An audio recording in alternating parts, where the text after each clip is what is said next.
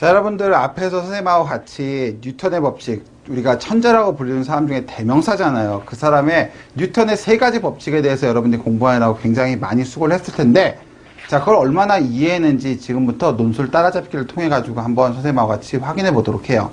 자, 첫 번째 문제는 뭐냐면요, 이렇게 돼 있어요. 해철이가 수업 시간에 이제 관성의 법칙을 배웠어요. 여러분들하고 똑같이. 그랬을 때 실생활에도 이 관성의 법칙이 굉장히 많이 적용된다는 걸 우리가 배웠거든요. 자, 이럴 때 관성의 법칙이 적용된 예가 과연 무엇이냐라고 해가지고 물어봤어요. 여러분들한테 세 가지 이상의 한번 관성의 법칙이 적용된 예를 한번 얘기해봐라 라고 했거든요. 자, 선생님이 칠판에다 미리 한 세 가지 정도 써놨는데 세 가지 얘기하고, 그리고 여러분들 생각하는 거 추가적으로 생각한 거 몇 가지가 더 있는지 한번 알아보도록 할게요.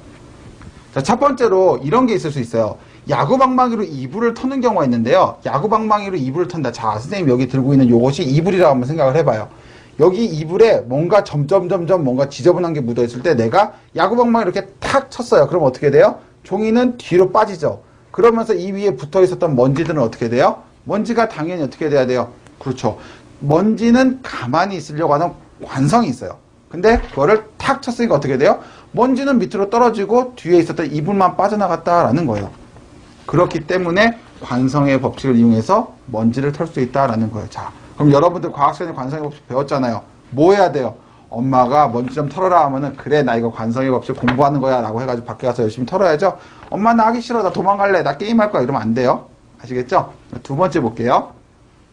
자동차가 출발할 때 쏠림 현상이 일어난다라는 건데요. 여러분들 많이 겪어봤을 거예요. 자동차가 가다가 갑자기 출발하게 되면 난 뒤로 어떻게 돼요? 갑자기 훅 쏠리게 되잖아요. 또 자동차를, 이거 비슷한 예로 이제 2번 말고 3번이라고 얘기할 수 있는데요. 자동차가 급정거할 때 우리가 어떻게 돼? 앞쪽으로 확 쏠린단 말이에요. 이런 것들도, 자, 봐봐요. 내가 지금 타고 있는 사람인데 자동차가 갑자기 앞으로 나갔어요. 자동차는 앞으로 갑자기 나가고 나는 가만히 있어요. 그럼 어떻게 돼? 내가 뒤로 가는 것처럼 보일 거란 말이에요.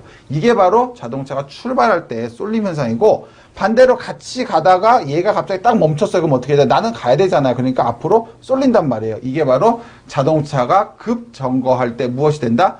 쏠림이 일어나는 현상이다라는 거예요.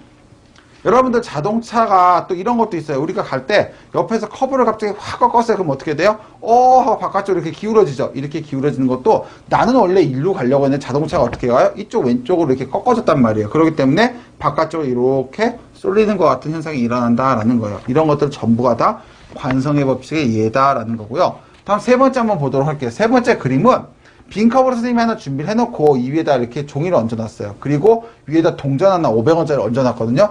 이래놓고 내가 종이를요 살살살살살살살 잡아당기면요 동전이 살살살살 따라와요. 근데 마술사들이 하는 것처럼 이걸 갑자기 싹 잡아 빼잖아요. 그럼 어떻게 되냐? 동전이 아래로 뚝 떨어지거든요. 이렇게 아래로 뚝 떨어지는 이유는 뭐 때문에 그래요? 그렇죠. 결국 얘가 움직였지만 동전은 무엇을 갖고 있다? 관성을 갖고 있기 때문에 자기 자신이 가만히 있어요. 그러다 보니까 밑에 아무것도 없잖아요. 컵 안으로 쨍그랑 하고 들어가야 된다라는 거예요. 자, 이것뿐만이 아니고요. 뭐가 있냐면은 양동이 있죠. 양동에다 물을 넣고 여러분들이 이렇게 한 팔 크게 돌려보세요. 잘못하면 뒤집어 쓰거든요. 조심해야 돼요. 많이 넣지 말고요. 양동에다 물을 대략 한 3분의 1 정도만 넣고 한번 세게 한번 이렇게 돌려보세요. 이렇게 돌리면은 양동에 있는 물이 쏟아져야 정상이잖아요. 위로 올라갔을 때 안 쏟아지거든요. 무엇 때문에? 바로 관성 때문에 그렇다라는 거예요. 사실 그게 관성도 있고요. 원심력도 있어요. 근데 이거는 보통 이제 관성 또는 원심력 두 가지를 다 사용하기 때문에 얘로 사용할 수 있는데, 여러분들이 뭐 예를 들어서 이게 관성의 얘가 아니다라고 생각한다면 사용을 하지 않아도 괜찮아요. 하지만 선생님이 이거 두 가지는, 이게 두 가지가 복합적으로 작용하는 거기 때문에 소개를 해주는 거예요. 자, 그리고 또 한 가지 또 뭐가 있냐면요. 여러분들 랄라라 걸어가다가 돌부리에 딱 걸렸어요. 그럼 어떻게 돼요? 넘어지죠. 왜 넘어져요? 설마 걸음말 아직 못해서? 걸음말 라이센스가 아직 없는 거예요? 그건 아니죠. 왜 그러냐? 우리가 관성이 있어요. 앞으로 나가려고 하거든요. 근데 돌부리가 갑자기 막았어요. 그럼 어떻게 해요? 당연히 자동차 쏠림처럼 앞으로 훅 쓰러져야 된다라는 거예요. 이것도 관성의 법칙의 예다라는 거예요. 아시겠죠? 자, 이렇게 해서 뉴턴의 1법칙에 대한 예를 봤어요. 자, 두 번째 문제에서는 뭐예요? 뉴턴의 2법칙이 뭔지 알아보도록 할게요. 자, 여러분들 두 번째 문제는 2번이니까 뉴턴의 제2법칙이에요. 자, 뉴턴의 제2법칙 문제가 뭐예요? 뭐예요? 이름이? 질량 가속도의 법칙이다라는 거예요. 설마 문제 있는 건 컨닝한 건 아니겠죠? 자, 질량 가속도의 법칙은 뭐냐? 질량이 있는 물체한테 내가 어떤 힘을 가했을 때 그 힘에 대해서 가속도가 생긴다라는 거거든요. 그 사이에 어떤 일정한 비례관계가 있다라는 거고요. 자, 그걸 한번 선생님이 식으로 한번 써볼게요. 어떻게 되어 있냐면은 이렇게 쓸 수 있어요. 뉴턴의 제2법칙인 질량 가속도의 법칙을 우리가 뭐라고 할 수 있냐? 식으로는 그렇죠. F는 ma다 라는 식으로 쓴다라는 거예요. 굉장히 유명한 거예요. F는 ma. 자, 그렇다면은 한번 적용을 한번 시켜볼게요. 자, 물체. 이거 물체 이름을 우리가 뭐라고 할까요? 가라고 한번 해볼게요. 자, 가라고 하는 물체가 있는데 이 가라고 하는 물체한테는요, 내가 10N을 가했더니 가속도가 1m/s 제곱이 되더라 라는 거예요. 그래? 그러면은 F는 ma라고 하는 식에다 한번 넣어볼게요. F는 ma라고 하는 식에서 F가 얼마예요? 10N은 질량이 얼마예요? 몰라요. 그리고 가속도 a가 1이다 라는 거예요. 자, 이런 식으로 계산하면은 질량 m은 얼마가 나와요?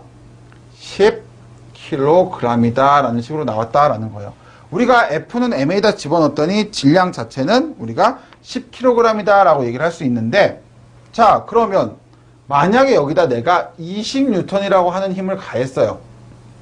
20N이라고 하는 힘을 가했을 경우에 우리가 얘의 가속도 a가 얼마냐라고 물어본다면은 여러분들 뭐라고 대답해 주면 돼요? 똑같죠. F는 ma에다가 F는 20, 질량은 10 곱하기 새로운 a 프라임을 한번 찍어볼게요. 여러분 헷갈리니까 이렇게 계산을 하면은 a가 얼마야? a 프라임이 2m/s 제곱이다 라는 거예요. 여러분들 단위 꼭 써줘야 돼요. 물리는 단위 안 써주면 큰일 난다고 했죠? 자, 이처럼 만약에 내가 힘을 2배를 가해주게 되면 어떻게 된다? 그렇죠. 힘이 2배니까 당연히 생기는 가속도도 2배가 된다라는 게 바로 뉴턴의 제2법칙이다라는 거예요. 자, 뉴턴의 제2법칙 배웠죠? 자, 다음 문제는 뭐예요? 뉴턴의 제3법칙에 대한 내용이에요.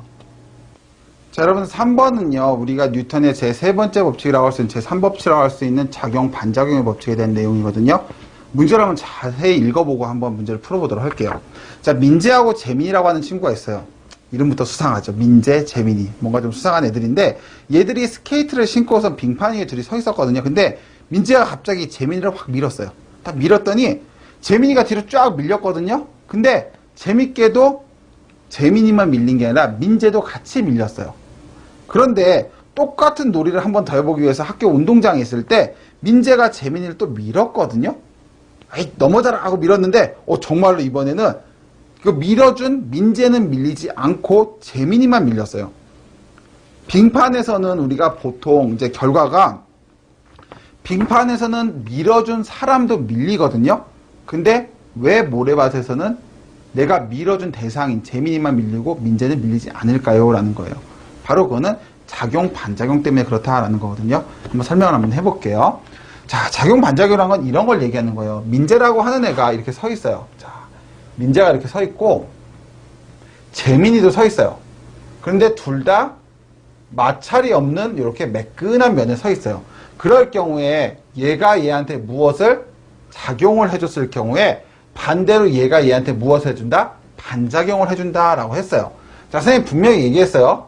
민재, 재민이. 그 이유가 바로 무엇을 해준다? 그렇죠. 서로 뒤집어주면 된다라는 걸 강조하기 위해서 선생님이 이름을 일부러 이렇게 뽑은 거예요. 자, 우리가 작용, 반작용 할 때는 선생님이 영어 공부한다고 했죠?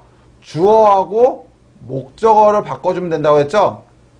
자, 민재가 재민이를 밀어주는 힘, 그게 첫 번째 작용이라면 반작용은 뭐예요? 목적어랑 주어랑 위치를 싹 바꿔주는 거니까 재민이가 민재를 밀어주는 힘, 이렇게 얘기를 하면 돼요.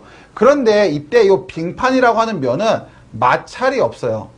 마찰이라고 하는 것이 없기 때문에 이 작용하는 힘이 서로 작용을 하면 어떻게 돼요? 얘는 이쪽으로 밀리게 되고 얘는 이쪽으로 밀리게 돼가지고 둘 다 어떻게 된다? 갑자기 쫙 밖으로 밀려져 나가는 것처럼 보여요. 근데 그게 아니라 이번에 똑같이 이렇게 서 있는데 둘이 이렇게 똑같이 서 있어요. 둘이 나란히 이렇게 서 있었는데 무슨 일을 했냐? 이번에는 이 밑에가 모래밭이다라는 거예요. 모래밭은 이렇게 울퉁불퉁 해가지고 마찰이 좀 있다라는 거예요. 마찰이 크다라는 거죠. 마찰이 있는 경우요. 이럴 경우에 민재가 재민이를 밀어줘요. 민재가 재민이를 밀어주는 경우 작용을 하거든요. 그럴 경우에 얘가 반작용이 있냐 없냐라는 거예요. 이때 작용과 반작용은 위에랑 똑같이 존재해요. 여러분들이 이게 존재 안 한다라고 대답하는 친구들이 굉장히 많은데 실제로 존재는 하는데 내가 밀어준 힘에 의해 가지고 얘는 넘어질 수 있지만 반작용이 왔을 때 얘가 넘어지지 않은 이유는 무엇이냐? 바로 요 마찰 때문이다 라는 거예요. 실제로 마찰이 있을 때하고 마찰이 없을 때는요, 내가 마찰이 있을 경우에는 딱 디디고 밀어주기 때문에 저쪽에만 밀리는 것처럼 보여요.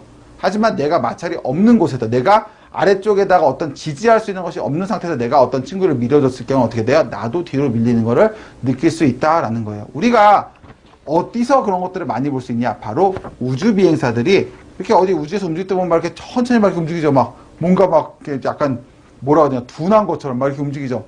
이런 사람들이 움직이다 서로 어떻게 돼요? 툭 치면은 뒤로 쫙 밀리잖아. 이런 것도 역시나 마찰이 없기 때문에 가능하다라는 거예요. 자, 이렇게 우리가 3번 문제를 봤고요.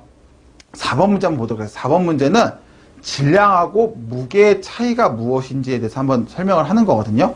자, 과학 시간에 이제 담비한테 선생님이 물어봤어요. 담비야, 너 몸무게가 얼마니? 라고 물어보니까 몸무게가 담비가 20kg이에요 라고 대답을 했어요. 맞는 대답일까요? 아니죠.